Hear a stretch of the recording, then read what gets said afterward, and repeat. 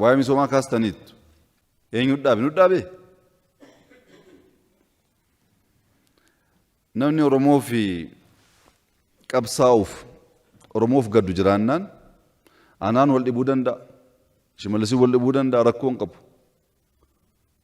Qonnaan bulaa Oromoo joorsuun, ajjeesuun, saamuun garuu sirrii miti. Nuti koo asii baanaan abdiin keenya uummata keenya malee godoo tokko hin qabnu. Jarri kun baddaa ta'anii godoo baay'ee qabu as keessaa.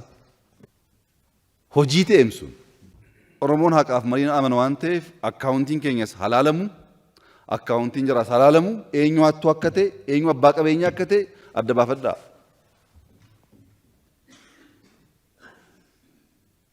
Oromoof gadduun Oromoo irraa saamuu miti. Oromoof gadduun Oromoo irraa nyaachuu miti. Oromoof hojjechuudha.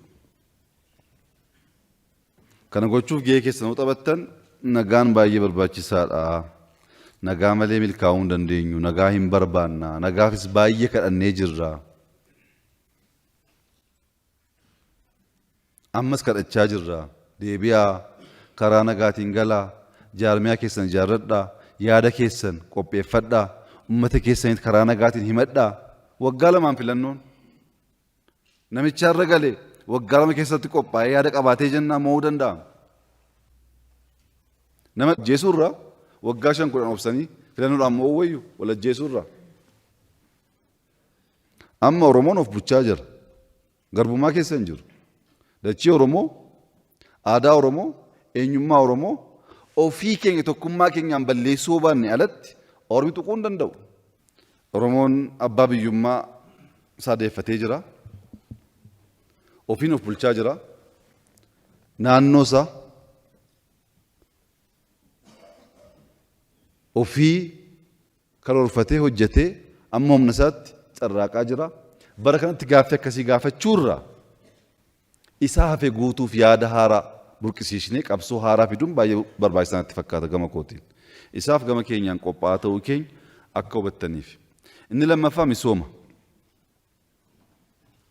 Waa'ee misoomaa waa baay'ee kaastaniittu. Daandii, bu'uuraalee fayyaa, jallisii, mana barumsaa, ibsaa, teelee. Misoomni amma eeggamutti naannoo keenya keessatti babal'achaa hin jiru. Waan jalqabdan qabdu garuu gahaa miti. Dhugaadha gahaa miti. Tokkoffaa waraana keessa jirra. Eega dhufne asitti waraanni dhaabbatee hin beeku. Harka tokkoon waraanna, harka kaan immoo misoomsuuf yaalla. Waraana keessa waan jirruuf amma barbaanne fiiguu amma barbaanne hojjechuu hin dandeenyu. Inni lammaffaa dhukkuba. Koronaan ture hin beektu. Miidhaan isaa salphaan turre.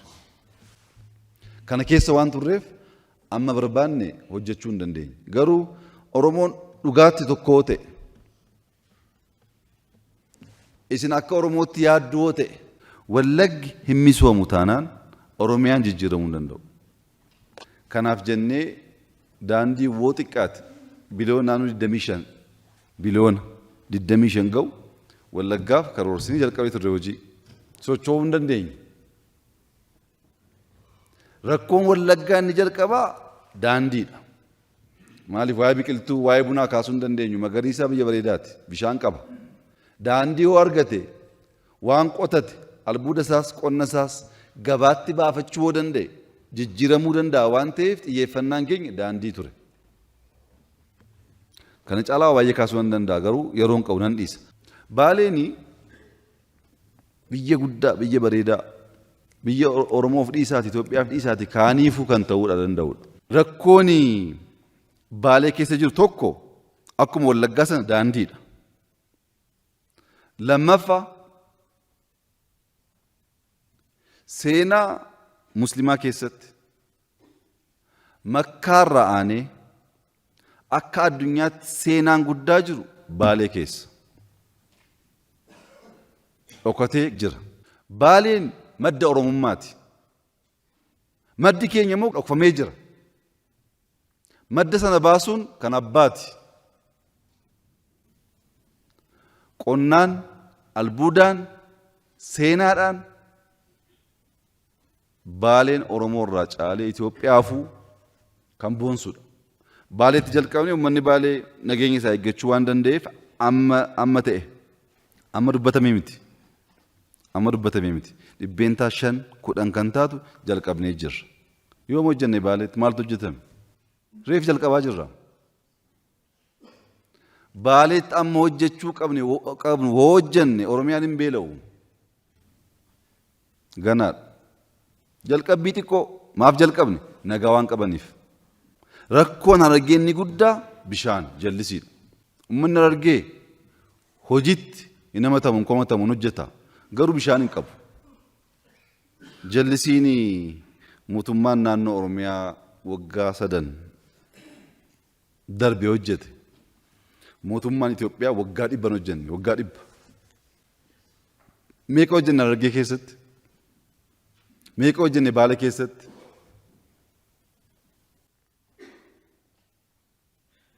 Garuu Oromiyaaf hin ga'u. Oromoon bal'aadha. Oromiyaan bal'aadha. Biyya guddaadha Oromiyaa jechuun. Biyya guddaa kana waggaa 5 keessatti jijjiiruun hin danda'amu. Bu'uura kaa'uun hin danda'ama. Jalqabbii gaarii jalqabuu hin danda'amu. Transform gochuun garuu hin danda'amu. Yeroo barbaada. Maallaqas barbaada, yeroos barbaada. Booranni soo bishaan argate. Dachiin Booranaa saawwan loon duwwaa miti. Uummata Oromoo walakkaa ol nyaachisuu danda'a Booran. Dachiin Booranni qabu dachii addaati. Bishaan duwwaa dhabe. Amma ta'e Gujiin waan Booranarra fooyyee qabu qaba. Gama albuudaa fi waan garaagaraatiin garuu immoo nageenyi rakkoodha achitti. Rakkoodha. Bishaan Booranaa hiikuudhaaf fagoo adeemne. Booranaaf bishaan geessuu waan salphaan fakkaatiin baay'ee maallaqa guddaa gaafata. Garbummaa maaf jibbe Oromoon? Jaarraa tokkoof maaliif qabsaa'e? Maaliif boo'e? Maaf du'aa ba'e Oromoon kanaan dura? Du'a waan barbaaduufi? Oromoon jaarraa tokko guutuu qabsaa'aa kan ture, kan du'aa kan tureef bilisummaa waan argadhe, nagaa waan argadhe, misoomee, jijjiiramee, ijoolleen koo biyya ormaa deemuu irraa haftee biyya gaarii horachuu hin danda'e qabsaa'aa ba'e malee suusii addaa waan qabuuf miti kan du'aa ba'eef. Garbummaa jibbine sana, bilisummaa hawwine sana, qabsoofne eega arganne booddee abbaa biraatti barbaaddanne kan koo miti jechuun immoo aadaa nuuf maluu miti. Aadaa ta'uu qabu miti. Kan of keessaa balleessuun baay'ee barbaachisaadha. Kanaaf nagaaf misoomni waliin adeemu rakkoo yaadaan qabnu gargaarsi uummata keenyaa jiraatee jennaan Oromiyaa jijjiiruun baay'ee kan nama rakkisu miti. Hanga ammaa kan rakkanne gargaarsa. Gargaarsa jechuun warra bosona jiru duwwaa miti. Asis baay'ee rakkanne. Yeroo rakkatu, yeroo hidhamu, yeroo biyya ari'amu abbaa qabeenyaa Oromooti. Yeroo biyyatti deebisnee hojii hojjedhu jenneetti laannu Oromoo saama. Daandiin sila ka'aa ture baay'een isaa kan hojjetamu Oromoodhaan. Yeroo rakkatanii Oromoo waan taaneef rakkanneedhu. Oromoo waan taaneef hidhamneedhu. Kottaa hojjedhaa jennee gaafa hojiitti laannu Oromoo qorqanii, Oromoo irraa nyaatanii hojii waggaa 2-3 dhumu waggaa 10 teechisu. Tokko rakkinni keenya abbootii qabeenyaa maqaa Oromootiin daldalanidha. Lammaffaa Oromoof hin qabsaa, bilisummaa Oromoof, guddina Oromoof kan akka koo Oromoon eenyu? Kan kee kun xiqqoo nama shakkisiisa. Oromoon tokkoffaa ana jedhee dhufa aangootu itti kennama. Torban tokkoon turu. Xiyyeeffannaan isaa karabaatii isaa, xiyyeeffannaan isaa nyaata isaa, obboleessa isaa, eessuma isaa. Oromoo isa tokko dhiiseetu maatiitti gala. Hattuudha. Hattuun biyya misoomsuu hin danda'u. Lafa Oromoo gurguraa ba'a. lafa Oromoo gurguraa Oromoof qabsaa'uun sobaa. Kun Oromoof hin fayyadu. Oromoof kan fayyadu ganda keessa deemee hojii hojjechuudha. Jaras rakkan, abbaa qabeenyaas rakkan, warra bosona jirus rakkan, arfaffaas hin rakkanne jaarsolii biyyaa. Dhaabbattanii kun sirrii miti. Situ balleessaa jira jechuun dhiistaniitu atis dhiisi jettu. Maal jechuudha kun? Woon nuti dhagahuun garre, woon nuti balleessine balleessaa jirtu karaarraa maqxaniitu deebi'aa nuun jedha. Woonni kaan balleesse itti muudha. Ani irra deddeebi'ee kaasee hin jira waa'ee hattummaa. Namoonni jimmaarraa dhufan jiraachuu danda'u. Abbaan barbaadanis deemtanii ilaaluu dandeessu. Manni abbaa fiixaas, manni harmee kootis hanga ammaa dhoqqee sanaa wajjin jira. Abbaan barbaade deemee ilaaluu danda'a. An kan hin qabsaa'e abbaa koof, haadha koof, obboleettii koof miti.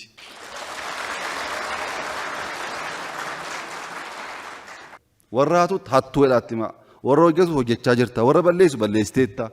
Jaarsa akkasii. Jaarsa ni beeku. Maaliif jaarsi biyya keenya du'attiin deemaa jira.